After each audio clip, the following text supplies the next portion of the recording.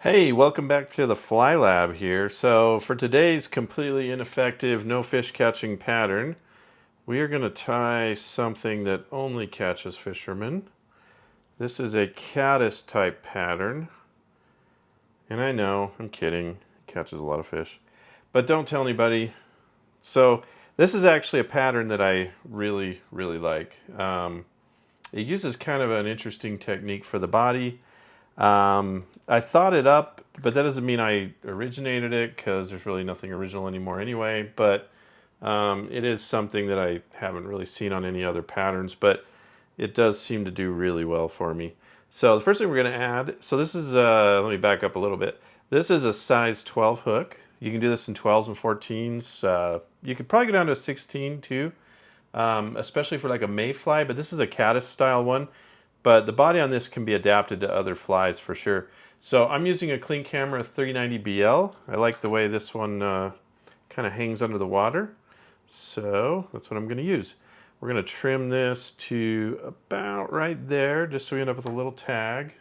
So this is just like a ginger sparkle emerger wire.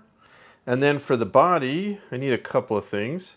So first we're going to put on some of this Perdigon style, so it's like a Perdigon tinsel. Okay, so this is a hen's Perdigon tinsel, and it is a deep green. I think it's 220 is the number. So if you're trying to find that. Okay, the next thing we're going to add is a hen strip quill.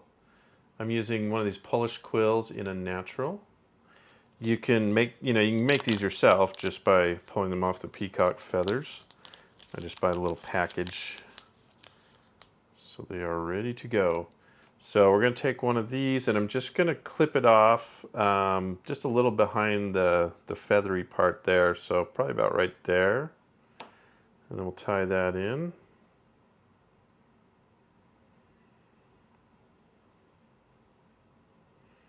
Okay, we'll just run this down a good ways towards the bend, about right there. And then we'll just work our thread back up. I'm just using a black, I think it's a Vivus 16-aught. It's a nice fine thread that allows me to work with all these materials. You could certainly use uni or whatever you want to use. Don't think you have to get too crazy specific on the materials. Sometimes with some patterns, yeah, probably. This one, I have tested a lot of variations, and this is just the one that I like. Guess I have confidence in it. Okay, so we're going to grab this Perdigon material. You want to be careful with it. You don't want to stretch it out too much because it gets kind of goofed up real easy. So I just try and lightly wrap it on without putting too much pressure on it. It's kind of tricky with this hook because this hook likes to grab onto it as you're wrapping. But yeah, we'll try not to pull on it here. Okay, we just want a nice wrap all the way up here. I might run out, I might have to adjust this just a little bit. See, I kind of pulled on it there. See, when you pull on it, it kind of changes the color almost a little bit and stuff. So it's kind of a finicky material. But I like how it ends up looking and how it takes to the UV resin as well. Okay, so we'll clip off that. And then we'll throw in another whip finish here. This is just while we're wrapping so it doesn't like fly off because it will tend to do that. So I'm going to grab my hackle pliers again. And you want to be really careful. It's easy to break these little quills. And so on this part, the key here is I'm actually gapping it, and I want the Perdigon material to show through and just have a nice ribbing on this. So as much as possible, you kind of want to just loosely wrap it as you go up. So you get kind of a nice segmented look. between the quill and the perdigone look there. Okay, so we're going to tighten that on there with a couple of wraps, a couple in front of it. Snip that off, and then we're going to hit it with the UV. So I'm just using a UV flow in clear. Just give it a nice even run on there. I don't want it to be too thick, so I'm just trying to evenly coat it. And then we'll hit it with our light.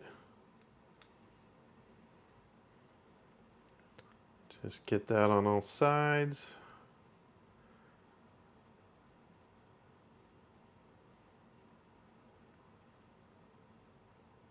Okay, so that should take care of that.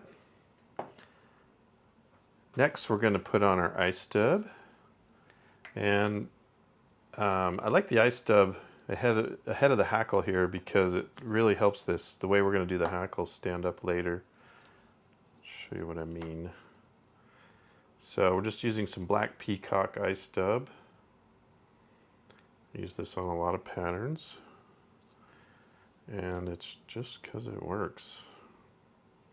You could also do a nymph out of this pattern for sure. You know, if you left out the hackle and maybe did like you could do a wet fly version with some partridge, I bet would work really well. In fact, I'm going to have to test that out. Okay, so we want to build up a nice little dubbing ball. I'm going to run the thread through it a few times just to give it some extra durability. And then I like to just kind of trim up any pieces that got really long in there. So it's hard to do later. Okay, next we are going to grab some CDC. So I've just got this Trout Hunter Premium CDC. Some nice stuff. So I'm just going to find, you know, like 2 or 3. Depends on the feathers. If they're kind of thick, maybe 2. Thinner than maybe 3. I just kind of want to see how they look. Sometimes it's hard to find. Okay, like those look pretty good. They're kind of thick, so I don't know. I'm going to see how it looks when I put 3 together. I don't want to go too crazy, but you know, when these get wet, they really tend to like clump up and droop, you know, and droop down. So that's about where I want the wing, maybe just short of the body there, so we'll just tie those on. Give that a couple of wraps and check, make sure I got the placement right. And yeah, I think that looks pretty good. I might pull them a little bit, but I think that's where we're going to have them. Go ahead and trim them.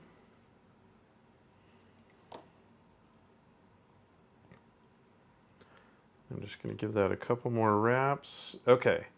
And then I also want a nice kind of a soft hackle on the front. So what I'm going to do is I'm going to just loop the thread up here, and I'm going to go around and then back behind. So we make a nice little loop on it, maybe. Then I'm going to take my little tool here. This is a little CNF, like it's that spinner top style guy, and I'm keeping my finger in it. It's kind of hard to see, but I want to keep my finger in there while I put some wax just on one, well, you can put it on both, doesn't matter.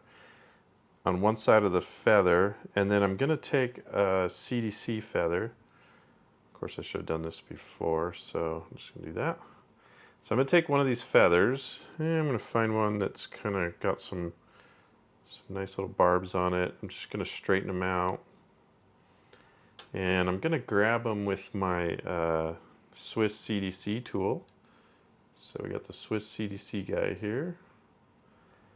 Gonna grab those on here like this. And then just gonna cut these up like this, probably about right there. So we just cut those. And then we're just gonna put those into the loop. And this is why I added the wax, as it tends to make it a little bit easier for it to grab them. And I didn't grab them too well there. Let's try that again. So make sure you leave enough out there that when you go to grab them, you're not fighting with it too much like I am.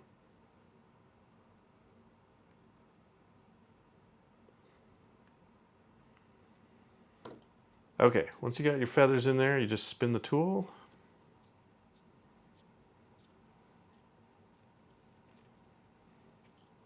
And this will spin them up and grab them in there, and then you can just tease them back as you go. So just add a bunch of these on. And I just want to I want them all to kind of face back like that. Capture it and trim it.